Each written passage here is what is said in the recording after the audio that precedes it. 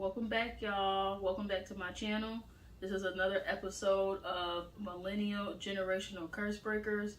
It's your girl Brandy, and I'm here with my baby brother, the only brother I have, Bryce. Nice to meet y'all. So, we've been talking about a lot of different topics, but I thought that this one was just so important because, as y'all can see, I have a poll up on my page. You can still participate in it. It asks, who has the hardest role in the family? Now, me being the oldest, of course I'm biased. The oldest has the hardest role in the family. And we're going to talk about why I feel that way. But, I said, we're supposed to be having these conversations. We're supposed to have this open communication, right? Why not bring in my younger sibling so he can tell you how he feel about it? So, let's get into it. But before we do that, let's start with, what is a millennial generational curse breaker to you, Bryce? I think it's something that has been around for a very, very, very long time. Whether that be in your family or people that you know, and that you are the person that's trying to overcome that generational curse to better yourself and not stay in that same place that your family has been in for a while. That's what I think. Mm-hmm. That sounds really good. And what we do here, we are committed to working past trauma, working past curses, whatever it is that is holding your family back or is just being repeated. We want to have conversations and help each other learn and really dedicate ourselves to doing the work to make sure that generations to come don't have to keep going through the same stuff, y'all. Like, we don't have to have 15 years of, oh, I'm a single mom, my mom was a single mom, so then my grandma was a single mom, and then guess what? Somebody else in the family having a baby, they feel like they don't need no man, or they can't find a man, or they picked the wrong man. But that's a whole nother conversation. So, as the oldest, I guess I'm going to kick this one off as, I was by myself. I was holding it down by myself. And then, how many years was it? So I'm 30. Mm-hmm. You 22. Yeah. So what's that? About 10 years? Just about. Almost 10 years. Yeah. Hey, don't judge me. I'm not the mathematician, all right? But it's a long time. Yeah. That our parents said, hey, we want to have another one. And from what I'm told, I asked for you. Mm-hmm. You sure did. I was naive. From what I was told, no, I love you. But what I was told, I asked for him. And that probably was because I was bored. You at home, you're the only kid. There's so much that you can be like, hey mom, hey, play with me, hey dad. So I probably wanted a little playmate, and they took a long time to give me one. But I feel like being an older sister became like being a second mom. Like, it became like, that's your little brother. Look out for him. Make sure that he don't do this, but also, depending on how your family, hierarchy is, sometimes the siblings get put into the parents' role. And that's something that I feel became a little bit unhealthy and a little bit toxic, because this is my baby brother, and he's supposed to know, I'm going to hold you to a certain standard. Like, I'm not going to let you wild out, and that's not what we do in this family. But then it's like, I'm your mama. I'm about to pop you. Like, where's the balance in that? How do you feel about that? What do you think? It was at a time to where you were my second mother to a point. I don't think it was drawn up that way. I just think it just evolved into that, because you looked after me whenever our mom was at work or our dad was at work, and it was just us in the house. We would play basketball in the backyard, go swimming together. I'll meet your friends. You take me with your friends. So it was really like I was an add-on to your friend groups. and I turned into their brother as well. Mm-hmm. So it was, I was happy to go along for the ride, of course. But yeah, I feel like you pretty much became my second mother for a long time until I had to pretty much differentiate mother from sister at some point. Because I had to think about it. You are my sister who loves me, but as a mother, you're not like, do this, do that, but you're going to look out for me in your way.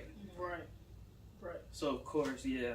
And I feel like those two things are like two separate things. Yeah. And it's a really thin line between, like, I'm your older sister and you heard what mom said or you heard what dad said versus, no, I'm your mom. I'm coming to you like a parent, and you better not do this or you better not do that. And I feel like at a certain point, it kind of made you be like, I don't know if I should be talking to her about certain stuff, because I feel like we should be able to have sister and brother conversation. Yeah. We should be able to have, like, you know, these Negroes is tripping.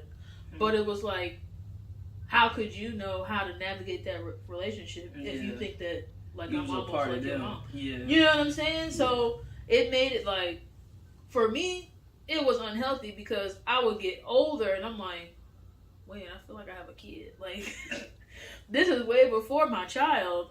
I just felt like, oh, like, I can't do this because I got to go pick him up from school, or I got to go do this, and it was just like, weird. Like, yeah. It was weird. Like, it I don't even know how else to explain it, but it just being weird. And,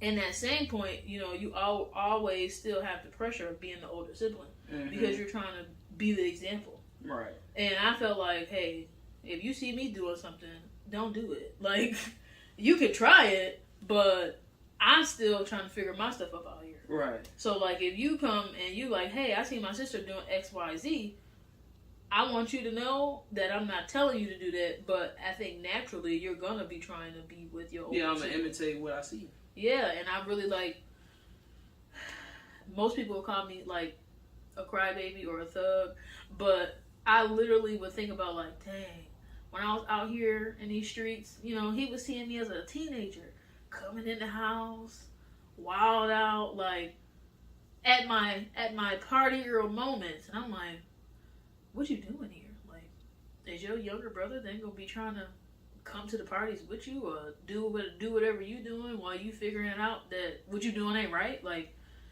I think that's the awareness that a lot of us sometimes lack when we have older siblings and younger siblings. It's like, how are they supposed to know what's the way if you showing them the wrong way? And how do we give ourselves grace with, like, okay, I'm learning what the right way is, but also I don't want you to follow me while doing it. Right.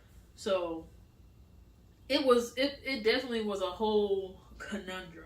But let's talk about younger siblings. Where do you fall? And do you feel like you had a hard role of being the youngest? I don't feel like I had a hard role because they already had a kid, so they pretty much got it down to their standpoint of what to do and what not to do. But it was also the point where I was always compared to you because you came first. So everything, they would be like, Brandy did this, Brandy did that, so why don't you do that and you don't do that, when they didn't know that I was individual. You're individual, I'm individual. We gonna act different. We still siblings, but we gonna not be the same person. We not gonna like the same things. We might have emotions here that differ here and there, but I was never going to be a spitting image or twin of Brandy. I was always gonna be Bryce. Exactly. From the start to the end, I'm always gonna be Bryce here, Bryce there. Right. So with being younger, I did look at you as a mother, but they always compared me to you about, let's say for instance, cleaning up things or cleanliness. I'm a boy. That don't excuse it, of course. I mean, I'm a boy, but you know, I had to learn how to keep myself tidy and how to make sure I cleaned up after I left somewhere and made sure that it looked presentable when people came over and stuff like that. I was a boy, so I was just like, throw a sock there, throw a shirt there, have dishes. Bed there. Yes. It was a bad period where I left food under the bed. It was plates, it was cups, it was forks. Bad time. He was trying to give us roaches. But I wasn't trying on purpose. I was lazy back then, very, very lazy. Don't do that. Don't do that. But yeah, you know, we actually like some of the same things. You know, music, bowling. We love bowling. Championship. You know, and you know, I just feel like the younger sibling, you always had a guardian person to look out for you in certain instances. Like whenever we started talking about stuff that I want to talk to our mother about, that's when I was very open to say things I wouldn't say to her. Talking about girls and finances here and what do you think I should do there, and just life advice, because you've been through more life than I have at this point. And I was just thinking about, I can confide in my sister things I won't confide in my mother, just because I know her perspective would be very, very much in my best interest all the time. Right. Like you always want what's best for me. And unbiased. Like you're not looking at me like you're a child. Like I want my child to be this. I want my child to be that. I want my younger brother to have the best life experience he can have. And that's all I thought. And that's why I'm glad I got to be a younger sibling, because without having the foresight that you have, I wouldn't have probably turned out the way I am today. Don't make me cry. Because, you know, I could have been out on the streets doing this and that. I'm not a street kid. I'll be in the house. I play the game. I go to work. I talk here and there to people. I don't club like that. It's just not my scene. He's a good man, Savannah. Any girls out there? No, I'm just playing. I'm getting emotional because I remember when we were trying to figure out like how me growing up and you growing up would look. Like when I moved to Georgia, I was a grown up. Like I was 20 something. So I'm graduating college. I'm grown, but I have a teenage brother, and he's going through all of these different changes and girls and. I mean, navigating Georgia, right? Like, you move to Atlanta. It's a whole new place. Like, you're going to a different school.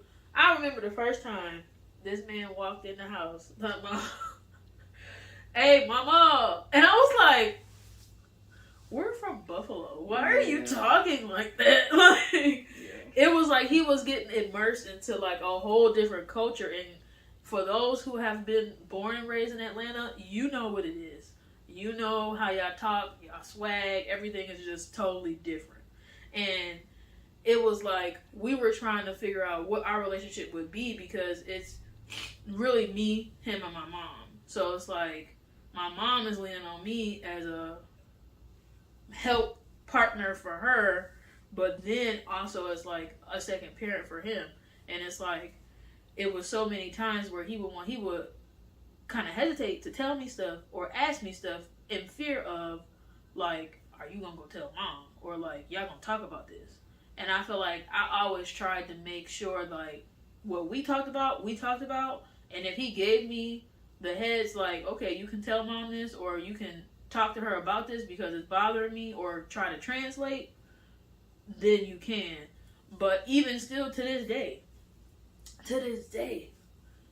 I still have to be mindful of, like, what's a brother-sister conversation, especially when my mom is calling, like, you need to talk to your brother about this, or this happened this time, and this, and I'm like, he said this, and that's it. Maybe you need to talk to him. Like, just having, like, correct communication, because you can slip into an unhealthy relationship immediately. Like, that is the quickest thing that you can fall into, and then now you have made someone not trust you. Like, now I don't want to tell you nothing. And what kind of relationship is that if your little brother don't even want to tell you nothing? Like, he don't want to talk to you at all. And I just never wanted that. So I feel like that's another reason why I feel so strongly and why this channel is even a thing. Because there's a lot of people like me. I have friends who have the same situation. You know, they're the oldest sibling, and then they've been brought up to be like the sibling / parent for their younger sibling, and it's like they have to figure out how to do them, but also like, hey, telling your parent like that's not my role. Like, parents sometimes don't like that. Like, let's just be completely honest. If you have a single parent or a divorced parent, they most of the time are going to lean on whatever they have next to them. And sometimes it's the oldest kid, and I'm not saying that they're wrong. I mean, it does make it a little bit more pressureful to be like, you're the oldest sibling, but also now you like the surrogate parent.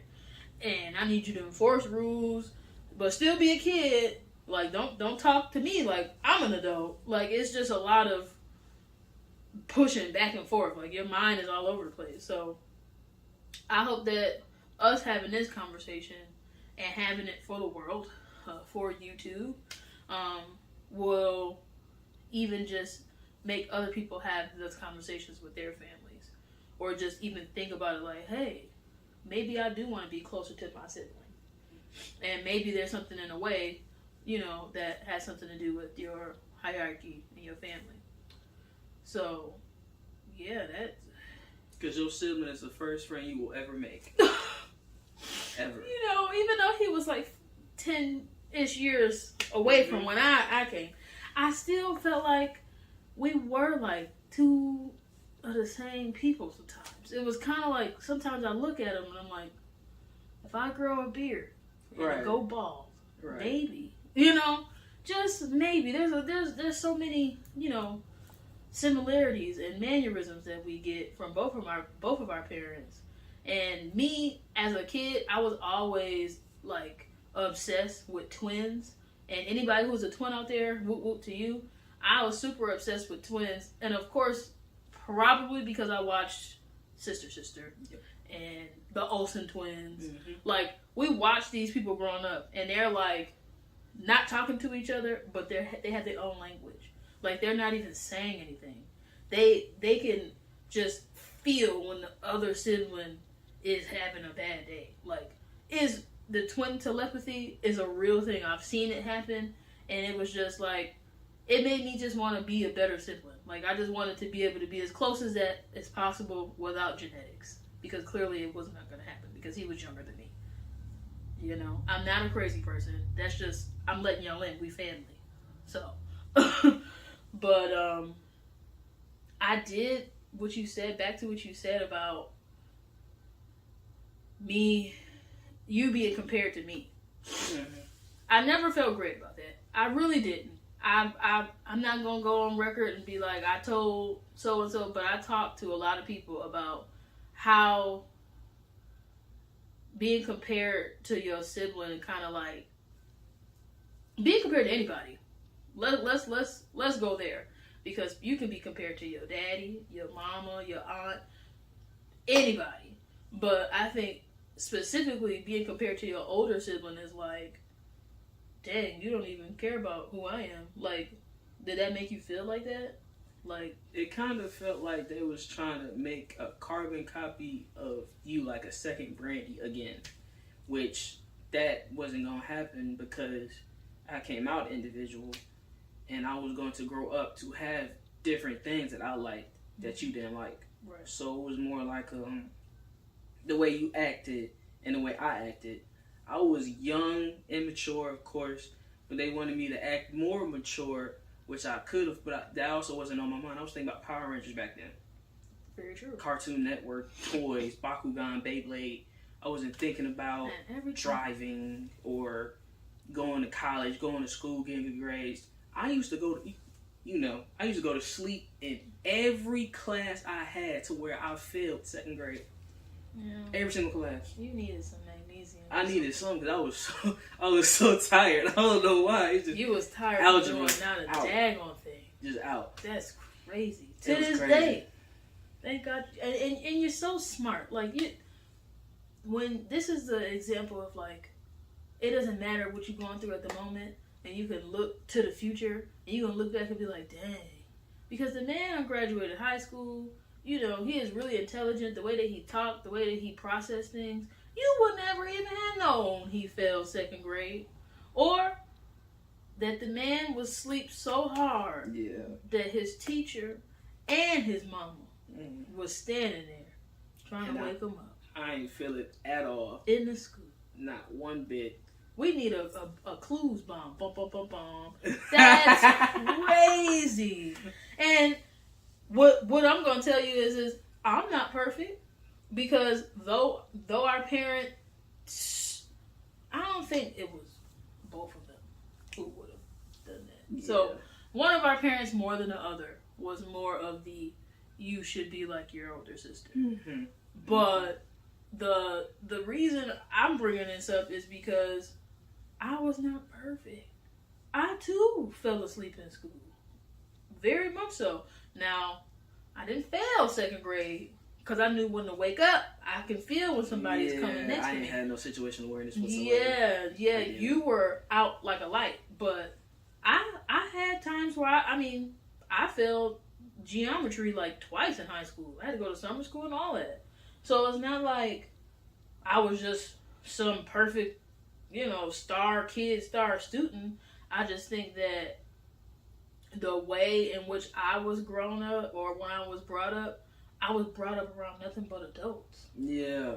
You know what I'm saying? Like, I'm in the hair shop from the time I get out of school, which is like 4 o'clock. Sometimes we're not leaving until 1 a.m. Yeah, 1 a.m. And I'm in there and I'm submersed in shop talk. Yeah. You know what I'm saying? It's LGBTQ situations over here. Mm-hmm. Is baby daddy situations over here. Mm-hmm. Is, you know how shop talk, if you ever went and got your hair done in a hair salon in the black community, you know what shop talk is.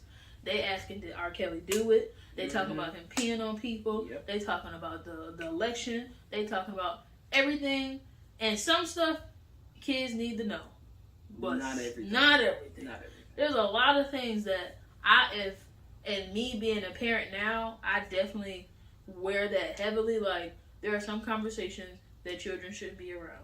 There are certain situations that children shouldn't experience to a certain level. Like, I was watching Jerry Springer. Was not supposed to. Yeah. That's why I'm growing up with the ideas that I have of men and women and relationships and side chicks and fighting for your man. And, like, these are real things that were happening. So, when I hear that, like, you felt like you had to be like me, I'm like, shoot, you need to do better than what I did. Because I struggled in my own way. And I felt like because of the situations that I was put in, it made me kind of grow up faster. Mm-hmm. It made me too grown sometimes. Yeah. So it's like I kind of envy the fact that you were able to think about Power Rangers and Beyblades and watch TV and just be a kid. Yeah, I was a kid. It gave me like a higher moral compass, I would say, of Brandy would do this because it's the right thing to do, or Brandy wouldn't do this because it's not the smart thing or right thing to do. No, I was the one on your shoulder. You kind of were. It was like, would Brandy do this? Would Brandy do that? At some certain moments, I had to start to think about what would I do in that situation. Yeah. But you're always going to be in the back of my mind because you were the first real example I had of a good person. Did y'all hear what he said? He thinks I'm a good person. Of course. I mean, it's actually like refreshing, but it's also like heavy because I don't think we've ever had these conversations. No, we had sprinkles here and there. We've had sprinkles, but this is like a full blown. This is like a Sunday. Yeah. Like, as if we had sprinkle conversations. This is the Sunday with the fixins. Like, there's multiple layers to this conversation. And it's crazy because I feel like it shouldn't be that way. Like, we should be having conversations like this more often. Mm-hmm. And I feel like that creates a safe place for you and I to just know, like, where we stand and what, like, we need to do as a family. Right. Like, we want to be able to have these conversations so that we can teach everybody else coming after us. Mm-hmm. You can have these conversations. But I'm going to play devil's advocate for a while. In thinking about all that we were talking about, and you think about the history of our parents with their siblings, it's about to get heavy. Do you think that they could help or could do anything different versus how you know that they grew up, how you know how they interacted with their siblings or not so much. Do you think that they could have fostered our relationship differently? I feel like I would say yes, but also how would they know to do that? If they weren't given the right example to know how to do that in their own children, if they didn't have that themselves with their own siblings. Exactly. Because there's fractured relationships all over our family from our father's side to our mother's side. Mm-hmm. There's fractures all in. There's not one family tree connected in our family. Mm-hmm. Not one. Not one branch on the tree, not one leaf. There's one falling off, there's one dead, there's one falling down somewhere. Yeah. So they didn't have that to give to us. So that's why we're trying to build it ourselves now so that our kids, our cousins, our uncles and aunties can have something that we could teach them to do. Mm-hmm. So that's why we doing this. That's why we doing this video. That's why you got your YouTube channel. Yeah. So we could break those generational curses. Yeah. Like this one in our family currently. So this is real life. Real life. This is not for show. There's no script. Ain't no paper. None. There's no paper. There's no talking points because guess what? When we're over here trying to foster our relationship, it's sibling groups in our family that is not talking. At all. They not talking to each other. They kids not talking to each other. It's actually like, I'm going to act like you were never born. And that is so sad. Yeah. And it can be over anything you can think of. You know, we always get into it over something. Somebody said something, somebody did something. But at the end of the day, in 2024, about to be 2025, is it that serious that you will not talk to your sibling, not have a relationship or connect with them, and they got children, and nobody gonna try to fix it? I can't just sit there and be a part of that. So this is my way of doing what I can do, and hopefully those people see this video, and it urges them to want to do better. I think, again, like I always said in my videos, you need two things. You need God, and you need therapy. Yes. A lot of people don't like to do both at the same time. You can't pray and not try to change your ways. And you can't go to therapy and not pray that God give you the strength to use what the therapist has already taught you what to do. And a lot of people in our community all over, that's a real big deficit. And then we know what the world is like today. People pass away, and then it's like, oh, I ain't talked to my sibling in 15 years. What? The person who came out of the same birth canal you did? Yeah. Like, that's crazy to me. That's wild. Like, I went to a funeral back in, what was that, April?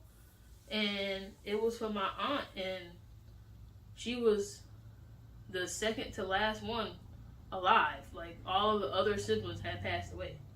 And it was only her and, no, it was three. It was only her sister, and her brother. Her and her sister was, like, estranged. Her sister is really estranged with the whole family. You know, different type of things she going through. We try to pray her through it, but also you have to love people from a distance too. So if a person is continuing to hurt you, I'm not saying that you have to just forget, but there's some way that you can still keep it going. You don't have to just cut them off completely. And then her brother, she hadn't talked to him in years. I mean, and they all live in the same city. Yeah. Same square feet. It's not that big. He didn't even come to her funeral. To this day, I don't even know, like, what his processes was of not going to your own sister's funeral. Because y'all had a feud about something that was like 20 years old. That's crazy to me. And I just don't ever want to be like that. That's the way that I just don't ever want to be like that. So I do think that it's good that we give grace. If you didn't see the last episode of Grace is For You Too, go on back, rewatch that one, because it's easy to say give others grace, but you have to give yourself grace too. And even for me, like hearing what Bryce is saying to me, I have to give myself grace because I would carry a lot of the burden of being older sister / mom, and sometimes I don't feel like I did the right thing, or sometimes it was like, ooh, like that was a time where he was trying to be a brother, and then you switched on and was a mama. So it was like sometimes it's better to give yourself grace and practice that so that you can have it for others. And I think even when you said that about like our parents not having the tools to give to us what we needed because they didn't have it, it's like that's what this channel is about. Right. We're not trying to point the finger and say my mom did this to me, my daddy did this to me, but it's also like because they didn't have any tools. Didn't nobody teach them that. Right. They did what they could, but what they could. But at a certain point, you have to urge to be better. So that's where you come in, and you break those curses, and you try to give more to your child or to your current situation of what you're going through, so that you don't have to make the same mistakes. So, this is a full circle moment, y'all. This is real rap, real talk, and I hope that this conversation pushes you to have conversations in your family, and also just thinking about if you have some unhealthy dynamics, if you have some roles that you're playing that you don't feel like you should be, don't feel shamed or guilted or burdened about it. Have a conversation. That person may receive it or they may not, but I bet you'll feel better. And at least you tried. Because you can't get nowhere if you don't try. I mean, try again. That's what the storybook used to say. Yeah. Right? So, any last words? Any last things that you would want to say? Do. Make sure to follow my sister, please. She's putting a lot into this. There's a lot of production going into this. She's going to blow up with this thing. Goes worldwide one day. I'm going to say that's my sister right there on that TV, on that billboard, wherever it is. Great information, great knowledge, great all-around person, will not lead you astray. Y'all really, really pushing it with the emotions on this channel. Like, we're not going to keep having the host crying, but thank you so much, brother. That was great. And like he said, like, comment, follow, subscribe, share it. Hey, get it out there, because it's information out there. You can't say that nobody's having these conversations, because I'm one brave soul who is doing it right now. Yep. And until the next time, keep breaking those curses, keep having the conversation, and y'all stay prayed up.